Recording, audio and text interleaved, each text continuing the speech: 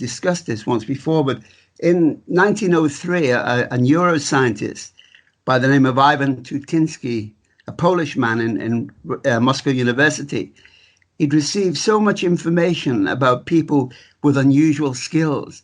He compromised his professional integrity by investigating it, and he was ridiculed by his peers because he neglected his real work and studied these people with unusual skills. And he discovered that children, the pineal gland in a child, was larger than in an adult and more developed in a female than it was in a male. So we concluded that the pineal gland was a sort of a radar device, a sort of a neurological system that could transmit and receive information.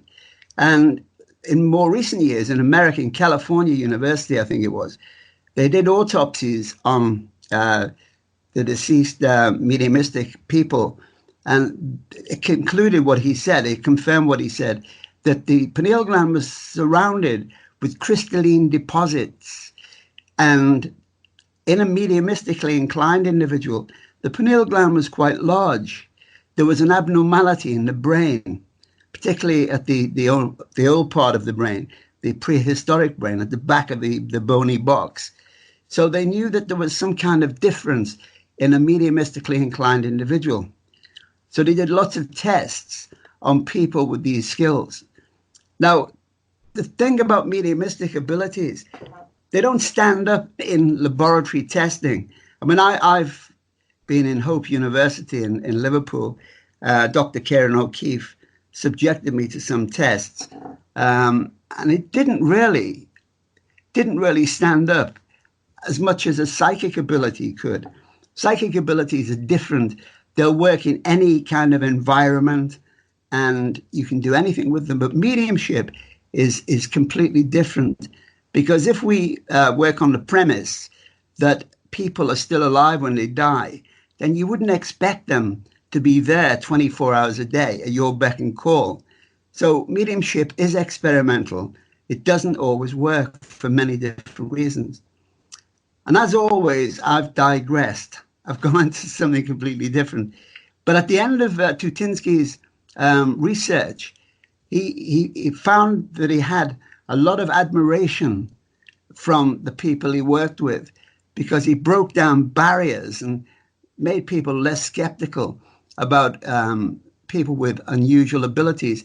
Although he avoided the term psychic and mediumship or mediumistic, he knew that people with skills could transcend the bounds of the physical world and access these different spheres.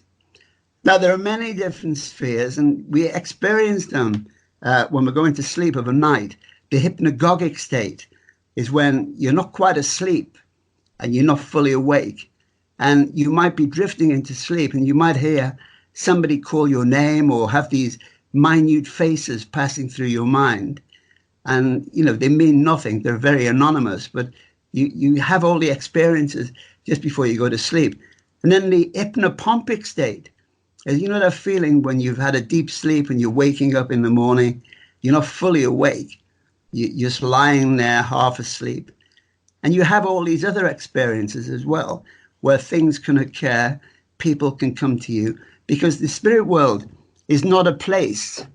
It has nothing whatsoever to do with places. It is a condition, a transcendental state that we access sometimes when we're half asleep, sometimes in meditation, but you can access it at your will. You can actually develop the ability to access these worlds and meet beings that have never really had an experience of a physical life.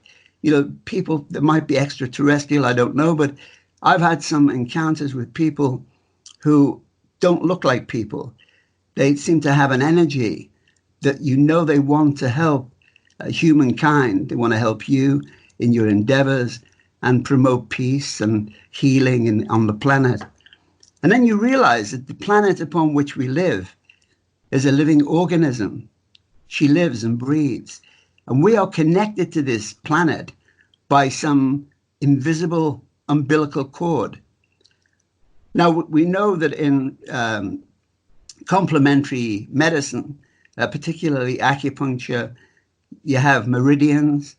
Meridians is a network of these channels all over the body. And if you have a problem like a back problem or migraine, we can visit an acupuncturist who believes that the energy congests in these channels, and by inserting some fine needles, they can release the congestion and alleviate the problem. And the same thing with reflexology. They believe all these channels are located in the feet, and energy crystallizes in the feet. But by gentle manipulation, you can break down the crystallization and cause the energy to flow, this pranic energy. Well, nadis are something completely different. In yoga, nadi means channel or river, and a meridian is equated with the trunk of a tree. But the nadi is the branch of the tree, and there are millions of nadis permeating the human form. And they're often overlooked by practitioners. But these nadis play an important part in the manifestation of consciousness, and particularly in the development of mediumship or healing. And there are many different techniques you can use to clear these channels, to make them more receptive to external forces. Again, it's in my book, The Nadi Technique, Self-Healing. Right. That's basically it. Stay tuned for more Afterlife Radio. Submitted for your approval. New Orleans.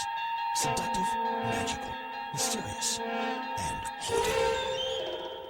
There is no place on this earth with as much ghost and vampire activity as New Orleans. Imagine, if you will, a tour that takes you to sites in the French Quarter of actual documented hauntings. The Haunted History Tour is just that tour. Every day, every night, all year round. This tour has been featured on ABC, CBS, NBC, and CNN, and it's available to you. Are there ghosts and vampires in the French Quarter? Find out by taking the tour that everyone is talking about, the Haunted History Tour. For more information, call Haunted History Tours at 861-2727. That's 861-2727. This is not a Halloween spookhouse. This is real. You're listening to Afterlife Radio. It's fascinating stuff, and it's wonderful to get a fresher perspective on something, because I think too many people, especially here, we're so limited on we don't have the advantage that you do there, where mediumship was something that was in the families. It was something that people did, after Sunday dinner, people got together and they did seances, and it was not part of our culture here. It was something that people, if they are in tune to it, they have to kind of reawaken and kind of readdress. So, we have to learn it from other people. And I think people get stuck. They'll find one teacher and they like that one teacher and they want to do it that one way. And then they get comfortable and they don't open up to other things. And they start getting in that one track, the one trick pony, to where it's like, okay, well, so-and-so says, and so-and-so says, and this person says. And it's like, okay, but what are you experiencing? What are you, Exactly. You have to step out and try to, and I can really grasp a lot of this because I studied. I was a body worker many, many years ago, and I taught it. And I didn't take acupuncture, but I studied acupressure, and I was an advanced Asian body worker. So I studied the meridians and everything, and so I understand the concept and all. And it is true. I mean, if you are in mediumship, you would definitely develop it much more if you start awakening these avenues. So it's absolutely fascinating, and I think that perhaps now is the time that people need to start looking at this sort of thing and really addressing it. And there's been other things that I've encountered. For instance, going to some of these afterlife conventions and running across people. For instance, there were people who did the out of body experience, the astral projection, and claimed to have experiences in what they refer to as the afterlife. And I think that this interdimensional travel and where people go when they pass away, and even what people are calling UFOs and aliens, I think all of this is very related. I think a lot of what people see when they think they see what they call something from outer space is really something from another dimension, perhaps. And I don't know, I haven't experienced it for myself, but I've always wondered if they're not really seeing something totally different and interpreting it the way we have been taught to interpret it, that It's a space being, it's something from another planet, when in fact it's actually something from another dimension. Exactly. I believe that totally. I've always believed that these UFOs, these crafts, are not from another planet. They're from the future of our planet, or even from another dimension, as you just said. And it's very, the more you get into it, the more you realize there's so much to understand. Going back to what you mentioned about mediumship, what I have always found, and you probably agree with me, a lot of people think because a person's a nice person, a pleasant disposition, that constitutes a good medium. And that's not true, because I found a lot of brilliant mediums are not very nice people. But I've seen it so many times where a person has said, "Oh, you've got to go and see this person. She's brilliant," or "He's brilliant." And you go along to see them. And it's just because they're nice and flowery and they have a nice way of working. But the content of what they're giving is very weak and ambiguous. And so before I ever started working as a medium professionally, I must have seen 2,000 mediums privately and publicly, and collected all the recordings of them to make a study of how they worked.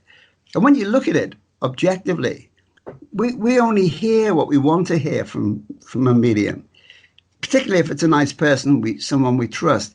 But mediumship, as I said earlier on, is quite specific. It has to produce detailed information, not you've got a guide who's a North American Indian, or can you take the name John, or these vague names, these random names. Mediumship has to be specific and give detailed information about where the person lived, perhaps a second name, and also paint a picture about the family they had, what they died with, and the height, the color, not just random names or weak messages. And that's what we strive for as a medium. But again, that doesn't always work. It doesn't work all the time like that. And the general public today are becoming more discerning because it's on television. People know more about mediumship. They read about it, and they can be quite cruel. So you don't get away with a great deal in this day and age. You have to be good at what you do, because people criticize you. They'll pull you to pieces. So you have to be on your toes and be good at what you do and do a good job. Don't you agree with that? Oh, absolutely. Absolutely. Yeah, that's one of the things that I've really tried to, I don't even do platform work anymore. I've kind of pulled away from it, mainly because I was having back trouble, and standing was very difficult for me. But I started getting more involved in more of the automatic writing and doing a lot of the mediumship through art and pictures and just trying different things, just experimenting and seeing where it flows and where it would take me.